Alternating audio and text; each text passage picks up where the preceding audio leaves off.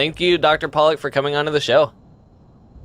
Thank you for having me on the show. I look forward to exchanging information with your tribe, with your listeners. Of course, and I'm actually very excited because we're going to be talking about PEMF, which I don't know a whole lot about. But before we get into that, let's learn a little bit more about you and what your background is. Sure. I'm an MD. I've practicing for about 50 years now. I've been doing holistic medicine for about last 14 or 15 years. And along the way as an MD, I was a medical director for pretty large group, around 30 doctors, 30 practitioners of different kinds. And we shared hospital patients. So when you share hospital patients, you don't know what you're going to encounter when you go into the hospital, especially if you haven't been rounding every day. We call it rounding. So in a short period of time, we had a couple of patients who were admitted to the hospital with gastric bleeding. Now, where they were bleeding, we had to find out what the source was, and the source in both of those cases happened to be gastric bleeding or pain. And so I started studying acupuncture. And as a result of my training in acupuncture, I wanted to find other ways of stimulating acupuncture points than using needles, because at that point, acupuncture was still very new in the US. That was 1990. So people didn't want needles. They didn't understand acupuncture. They didn't want, everybody avoided needles as much as possible, you can imagine, even though the needles are hair thin. So I found out that we could use magnets on acupuncture points. And I started using magnets extensively, tried to figure out why they worked, how they worked. And I discovered that magnets on the body work very differently than just on an acupuncture point. They actually healed wounds. They healed lesions, spider bites, insect bites. They would take away the pain locally. So they would in other words, they would do the same kinds of things that acupuncture could do on points that you could use magnets. And then the question then started, piping through my head is why? Why is this happening? What's the physiology? What's the mechanism of action that this could happen? And I started working with magnets extensively, started trying to find science to back up what we were doing, and couldn't find much. So along the way, I met a doctor, an MD PhD from the Czech Republic, Dr. Jerebek, and he had got his PhD in electromagnetic therapy.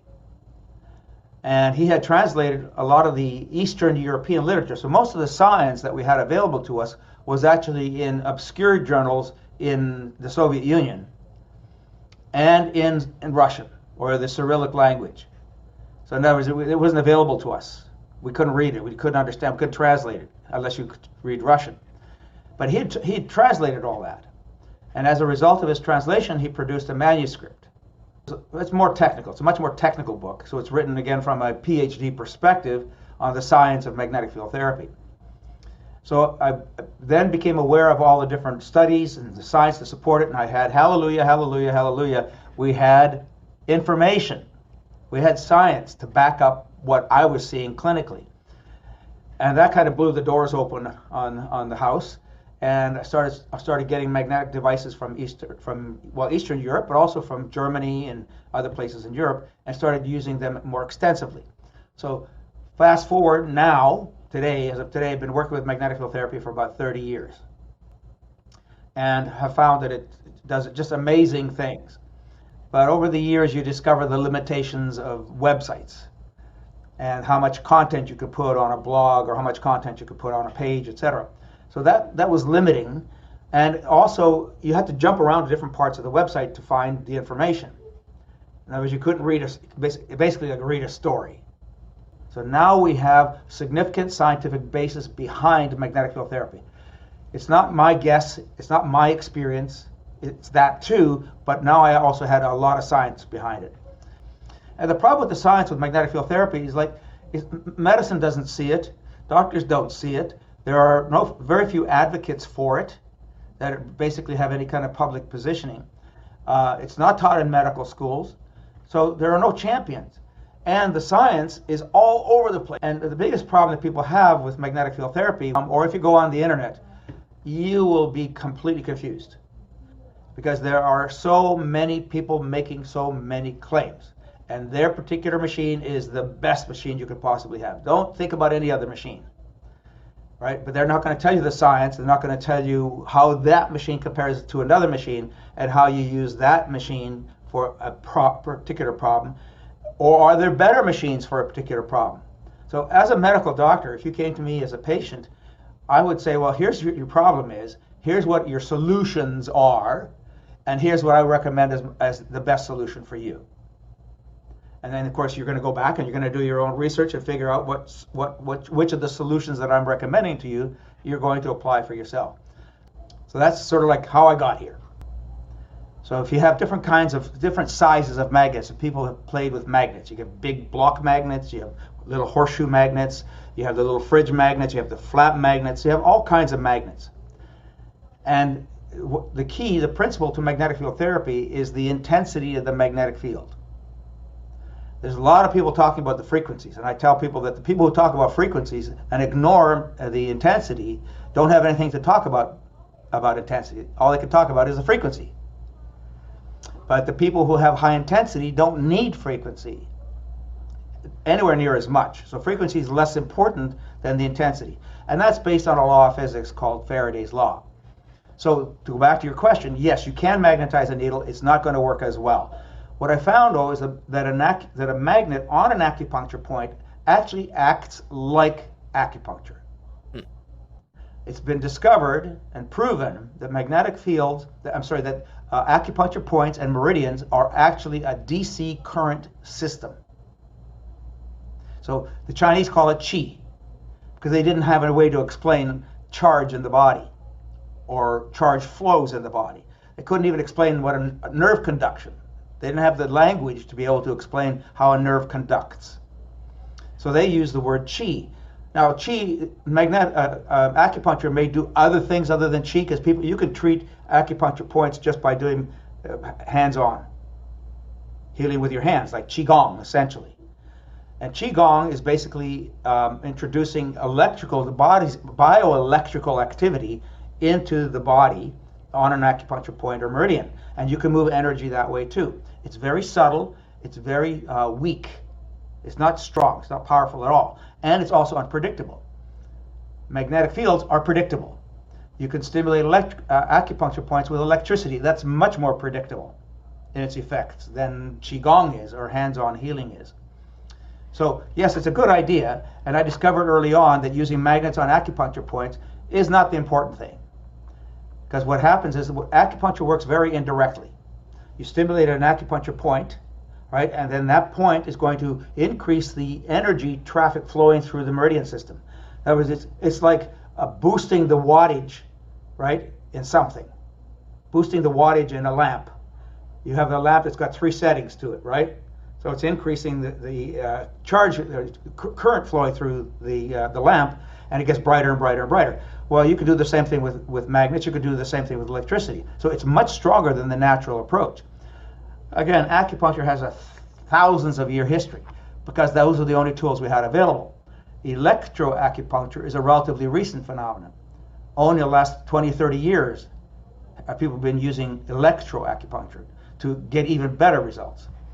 But acupuncture still only works very indirectly, basically amplifying and balancing the electrical systems of the body, the charges of the body, but it's subtle.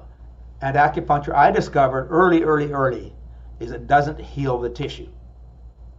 When I put a magnet on an acupuncture point, I'm not only getting the acupuncture effect, I'm also getting a direct tissue healing action.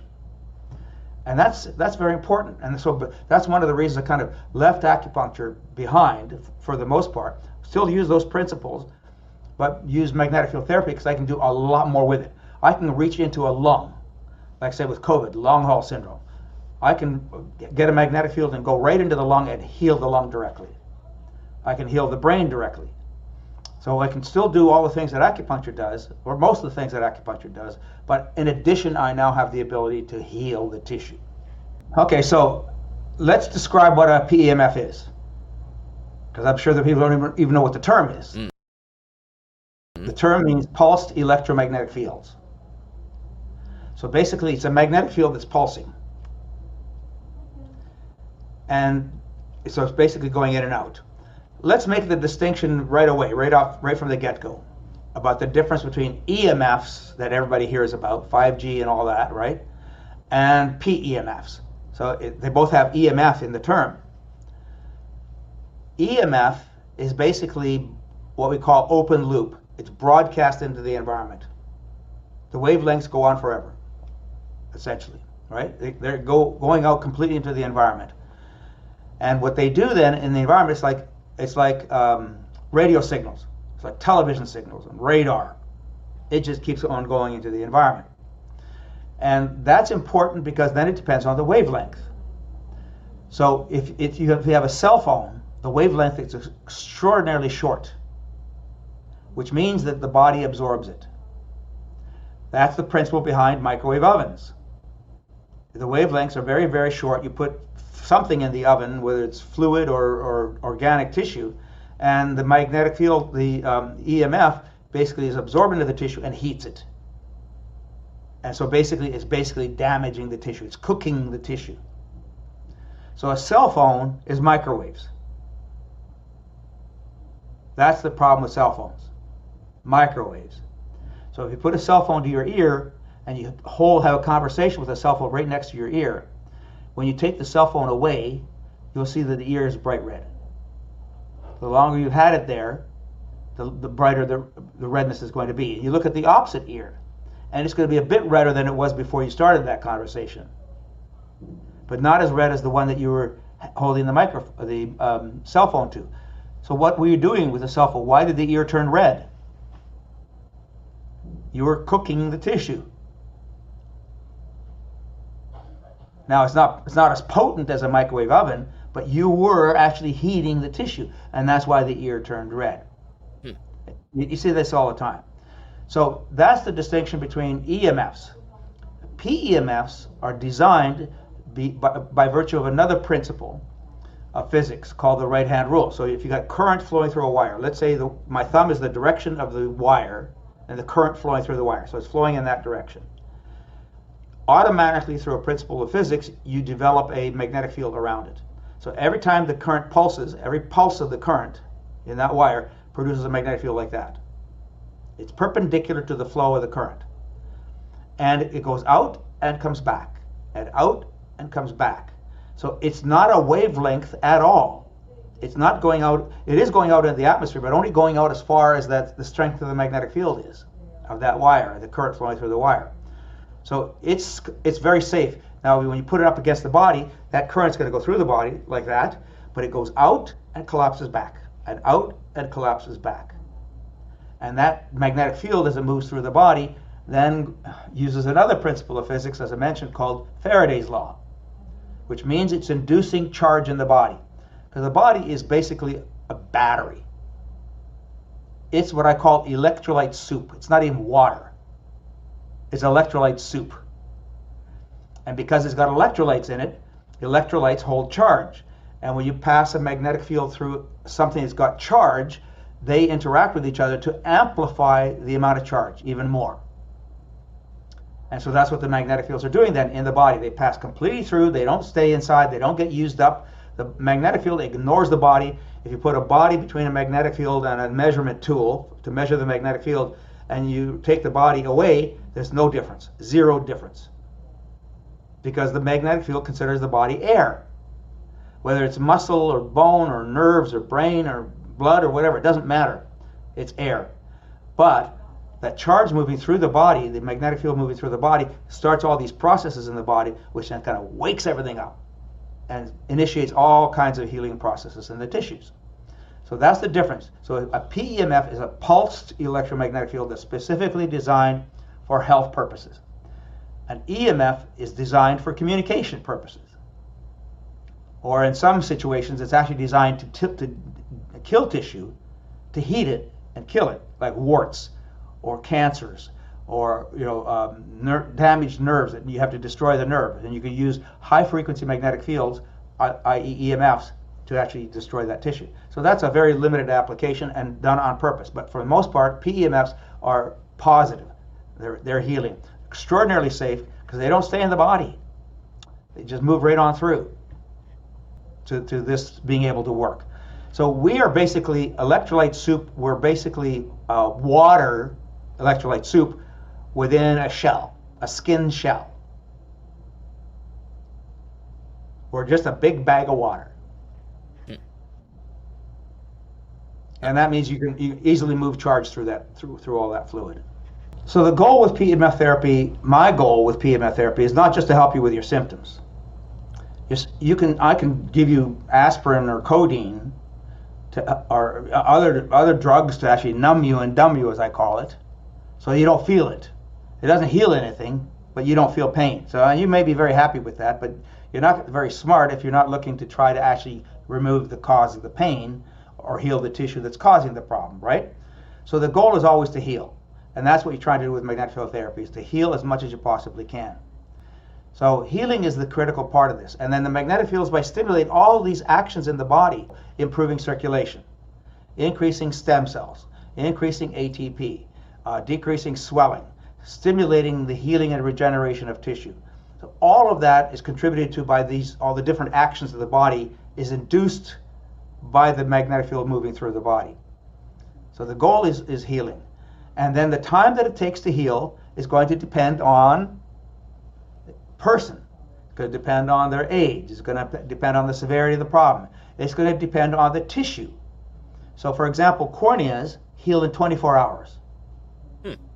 Skin cells take 3 to 5, 6 weeks, depending on the depth of the damage in the tissue. Bones can take years. So even though a fracture, you can use a bone that's been fractured 12 weeks after you fracture it, take the cast off and you can use the bone. When you do x-rays or you do CT scans on that bone, that fracture site, you'll still see the damage years later. It takes a long time for certain tissues. Ligaments, tendons, nerves, they take a long time to heal. So some tissues heal much more quickly, other tissues take a long time.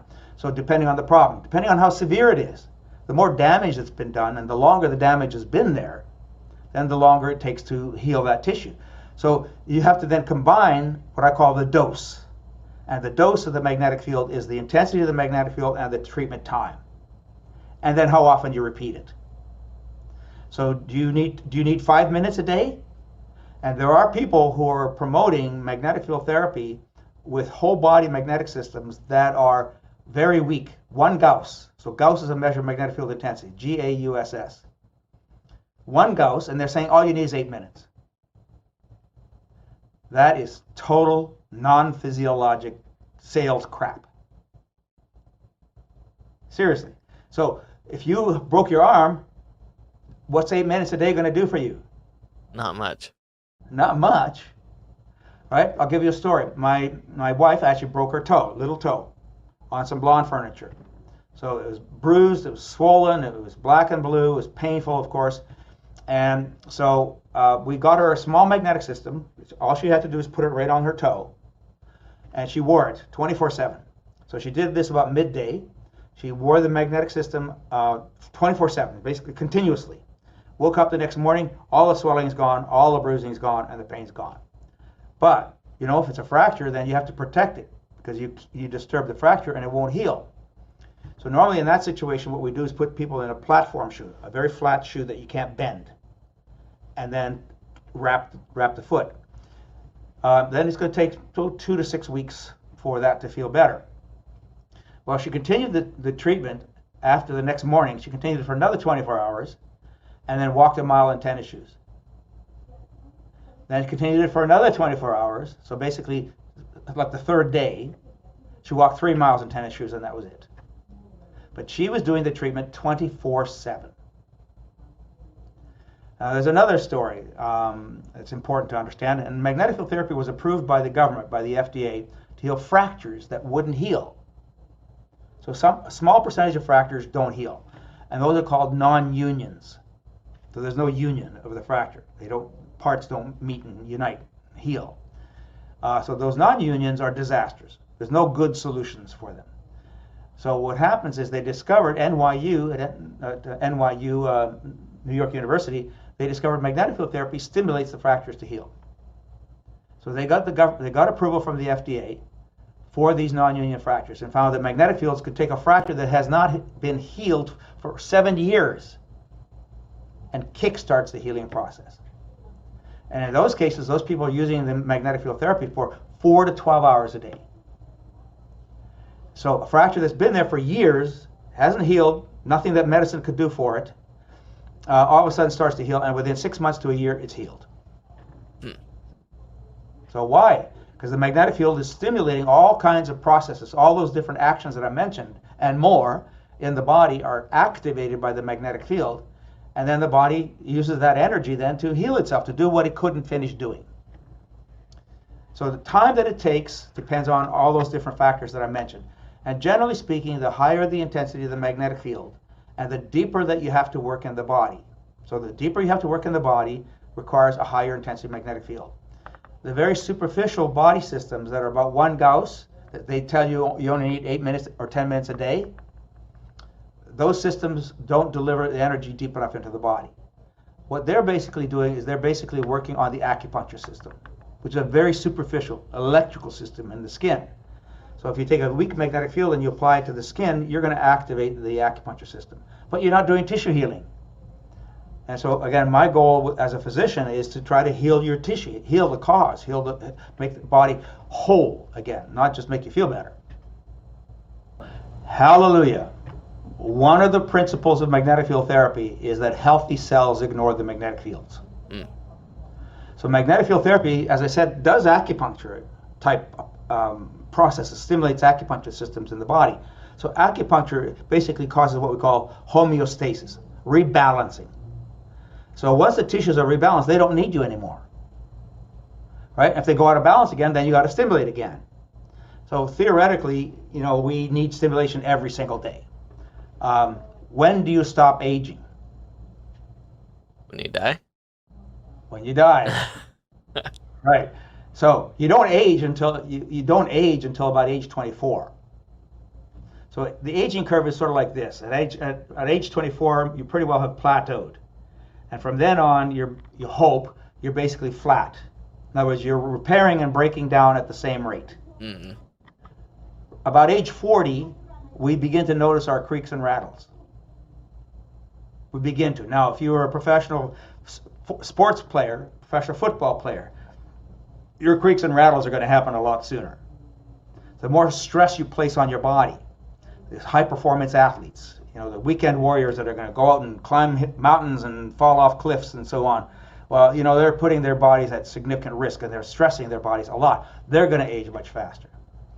So that means that you have to do a lot more work. But let's say the average person starts to notice they're aging about age 40, and then it gradually it's downhill. So the question is whether it's flat, whether you're relatively neutral between age 40 and age whenever you're going to die, let's say of natural causes.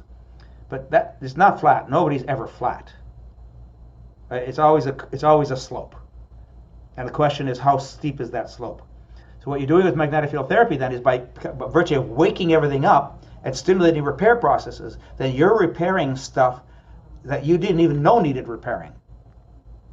And that's what aging is. You find out after the fact that you're aging. Yeah. Well, there are similar principles. Ultrasound is sound waves that are penetrating into the body. And like magnetic field therapy, they also drop off very rapidly in intensity. So cold, light, sound, heat, magnetic fields, radiation, sunlight exposure, etc. All of these drop off very rapidly according to a law of physics called the inverse square law. So it's not a linear drop, it's a logarithmic drop. It's extraordinarily rapid. So for example, a 4,000 Gauss magnetic field will decrease down to about 15 Gauss in 4 inches. So 4,000 goes to 15 in 4 inches. So if you're trying to treat across a brain and you need 15 Gauss on the other side of the brain, at least through the whole volume of the brain, but for sure to go all the way across to the other side to deliver 15 Gauss, you're going to need 4,000 Gauss. So if you start with 8 Gauss or 10 Gauss or 1 Gauss, how far is that going to go? You're not even delivering 15 to start with. Right? So you have to have the right intensity magnetic field to do that process, to help to heal it. So ultrasound stimulates the tissues in a similar kind of way, but it uses sound waves to do that. Electro and magnetic go hand in glove. Where there's a charge, where there's electricity, you have magnetic fields. And magnetic fields and electricity are hand in glove. They work together constantly. So magnetic fields induce charge, and charge produces magnetic fields. That's why we call it electromagnetic, and it's the second force of the universe. So everything is electromagnetic. You are an electromagnetic being. Your brain produces magnetic fields that we can actually measure. Your heart produces magnetic fields that we can actually measure. Most of the magnetic fields produced by the body are extraordinarily weak. And that's why when you apply an external magnetic field of the right intensity for the right amount of time, right, done often enough for the problem that you're dealing with, then you initiate healing. Right, so you need the right dose, and you have to account for that slope. Now, let's talk about bone that way. In order to heal bone or to change bone, it's like remodeling a house or a building. You have to take out the stuff that you don't want anymore, and you have to put new stuff in.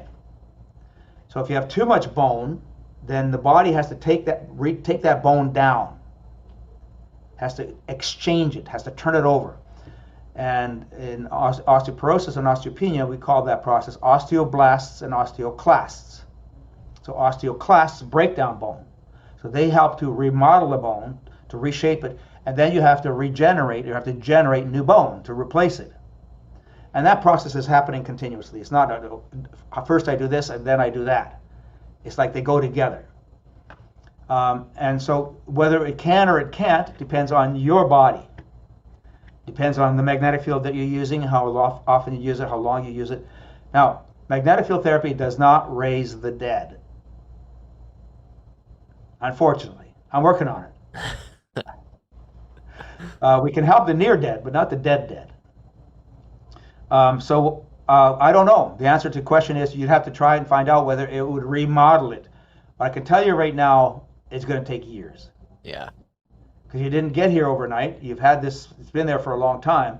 So now with this right stimulus, it's possible that gradually over time that bone will actually remodel and you'll be able to heal. Because we use something like this principle in osteoporosis. So women who lose bone density, it's very hard to replace lost bone. It's easier to build new bone than it is to replace lost bone. So what we're trying to do then is to stop the progression of the loss of the bone. And if we can stop the progression, then the body may have a chance to catch up to itself if a person lives long enough. One of the key contraindications for PEMF therapy is, well, not really a contraindication because that's changing as well. We used to tell people that anything implanted that's electronic, like pacemakers. So if it's implanted electronic equipment, because the electronic equipment can be affected by magnetic fields. So you don't want to turn off your electronics with a magnetic system. And I've had that happen to some patients. So that's one contraindication. But it's not a contraindication anymore so much because now we have what are called MR or MRI conditional electronics. So in other words, they're designed now to be able to withstand the intensity of an MRI machine magnetic field. So if you have an MR conditional device, then you're pretty safe because you can go up to about 1.5 Tesla, which is 15,000 Gauss, with relatively low risk, or almost no risk. So that's one contraindication. The other one, probably one of the other most important contraindications is if you've had organ replacement, if you've had a transplant, and that doesn't matter whether it's corneas or kidneys or heart or lungs. You know, if you had an organ replacement, because what happens is you're on immune suppression.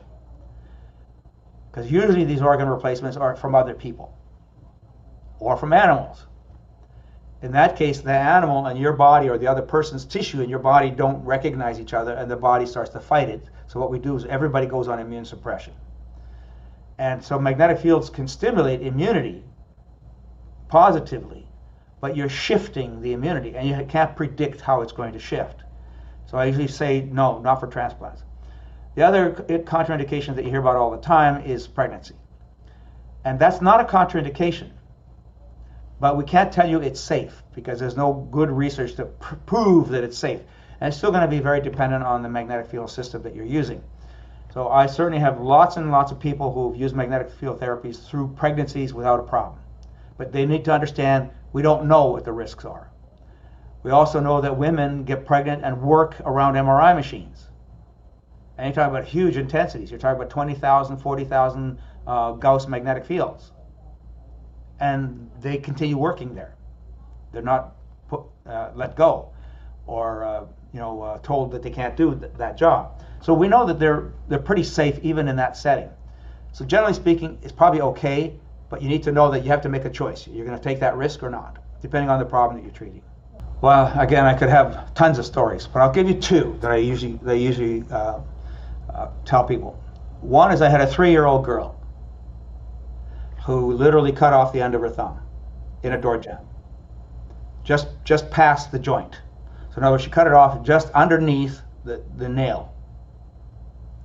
And the father calls me and he said, "What do I do? What do I do?" And they still had the piece that came off, and I told them, have the surgeon put it back on. Just sew it back on. Anecdotally, I'd heard that in the UK, sometimes when children who have that kind of injury, they will put it on and the children will regrow. So I said, you got nothing to lose. If it's lost, in other words, it doesn't work, it doesn't graft, then you're back to where you started. Yeah. So let's see what happens. So she treated her thumb with a small magnetic field, just like my wife is using for her fracture. Literally, within 12 weeks, she was regrowing her nail. Wow. You can see the first picture. They put it back on again. It's black because there's no blood supply. It was torn off. And so with that kind of stimulation, she was able to regenerate that tissue within 12 weeks. That's probably the most dramatic thing that I've seen. The second case was a gentleman who was in his 50s. So I did holistic medicine, and he was brought to me because his employee, who was managing his apartment building, had diabetes, and his legs were black and blue from the knees down. So he had diabetic gangrene.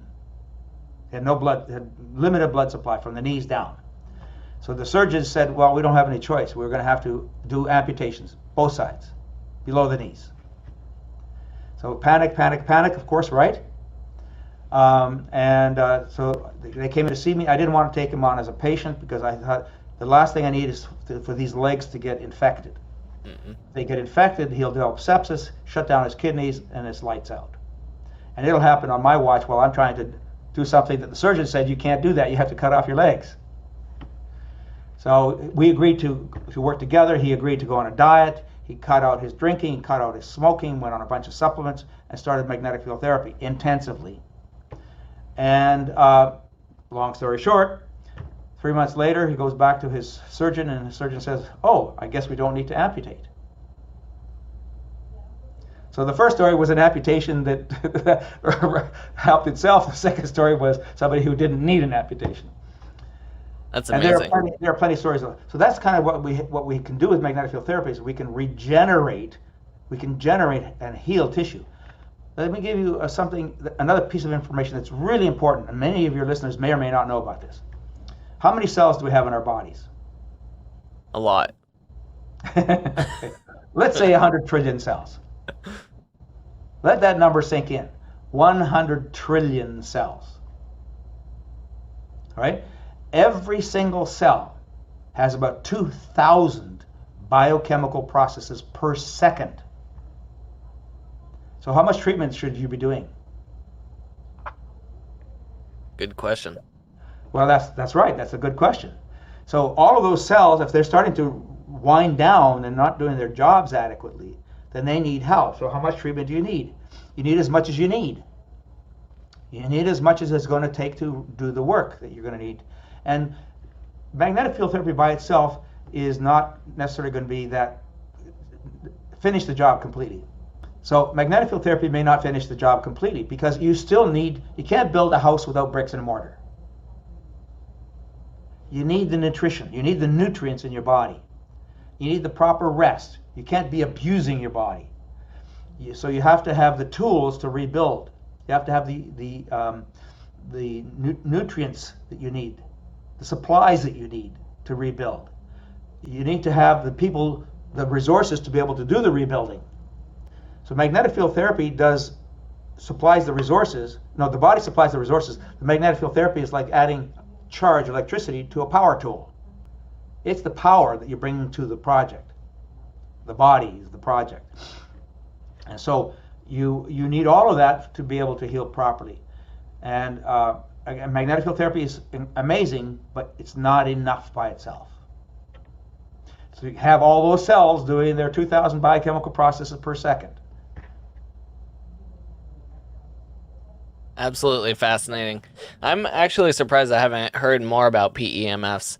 And I guess that goes back to what you were saying before, where it's not really taught in medical school or anything like that. So it's just been off of my radar, and sounds like it's... I know people with amputations. Are they healthy? So Could be. what we have to do is to create the best balance we can in the presence of imbalance. And as I said, after age 40, we're all going downhill. It's only a question of, how fast and how much. So health is basically just keeping up, being able to do what you want to do in life, creating what you want to create in life, living life the way you want to live your life, not somebody else's vision of what you should be doing to live your life, but your vision for what you should be doing to live your life. If you can do that, that's healthy, right? Because even with an amputation, you have to find a way to live your life. And that nobody wants an amputation, right? So that's healthy. So what do you need to do? What do I do to stay healthy? I get plenty of rest. I take tons of supplements. Do a lot of different supplements to do different things in the body, and there's lots of formulas out there, and we don't want to spend time with it. 20 different supplements that I take a day. So rest, having a positive attitude. I mean, being optimistic. I happen to be an optimistic person. If you're a pessimist, then I would say that you got a problem. And if you're a pessimist, that's okay. The first thing to do is to recognize you're a pessimist. And then once you recognize you're a pessimist, then you have to change your attitude. Because pessimists die younger. Their bodies are stressed all the time. Everything stresses pessimists. Nothing is rosy. There's no good opportunities out there. Right? Is the glass half empty or is the glass half full? So if you're an amputee, is the glass half empty or is the glass half full? And we see a lot of these, soldiers who are amputees, and they're in shock for quite a while. But they realize that after some point, I just can't sit around and mope about my status. And the best ones that live the best, the longest, are the ones that actually get out there and start living life, and finding a way to deal with their limitations. So if you're a pessimist, that's a limitation. Change your limitation. So sleep, so adequate rest, proper nutrition, so basically an anti-inflammatory diet mostly, and then plenty of hydration, and a positive attitude, and lastly, magnetic field therapy. So everybody should be doing magnetic field therapy. I did an interview with Dr. Mercola, and at the end of the interview he said, you know what, I now realize that everybody should own a PMF system. Everybody. Because aging doesn't sleep. All those 100 trillion cells need help on a regular basis. And if you don't help them regularly without even knowing what needs help, then you're going to be able to slow down that process. Let's go back to that analogy if you have a minute. Yep. If you have your body's developing a hangnail in your left little toe, how many cells have to be damaged before you notice that there's a hangnail? Enough to irritate you? Millions, enough to irritate you. Perfect answer. Enough to irritate you. So in other words, we have to get the irritation level up to a certain level before finally we recognize that there's a problem. But in the meantime, you've got millions of cells that are damaged. Millions of cells that are struggling to be healthy. Right? And then what you do is when you get your hangnail, you treat it. Right? And then cross your fingers that it doesn't come back. But then there's another problem in another part of the body, another problem in another part of the body. So what you're doing then with magnetic field therapy is you're taking care of business at the cell level before it gets to a point where it can't repair itself. So if you have enough cells accumulating that can't repair themselves, that's when you notice there's a problem. So our nervous systems, our sensory systems are very blunt because we have 100 trillion cells in our body. You can't listen to 100 trillion cells. And we can barely listen to 6 billion people on this planet. Right? So what happens then is magnetic field therapy is taking care of stuff that you'll never know it helped, especially if you're doing it every day. Now, I don't know, you can't do it all day, every day, but if you did an hour or half an hour twice a day, I mean, if we go out and exercise or jog, what's more important, exercising or jogging or doing magnetic field therapy? Both. Well, yeah, ideally both. You're absolutely correct. Ideally both. It's not one or the other. It's like the guy with the gangrene in his legs. He had to do multiple things at the same time in order to be able to get to a point where he didn't need to have his amputations. So ideally both. What we don't recognize is that magnetic field therapy is going to give you that extra edge. And I've learned over the years as well, comparing and using all kinds of systems, ultrasound, infrared, laser, ozone, oxygen. All these things are a piece of a puzzle. But I found over the years, because of what the magnetic field therapy does in the body, it's the best value. If you're going to get one system, and if you already have all these other systems, then that's fine. You can add this to what you have. But if you don't have anything else yet, except nutrition, hopefully lifestyle, etc., if you don't have anything yet, magnetic field therapy is probably the next thing you should add. And it's worth making the investment. So don't buy cheap. You buy cheap, you get cheap. And when it comes to health, buying cheap is not a good idea. Nope.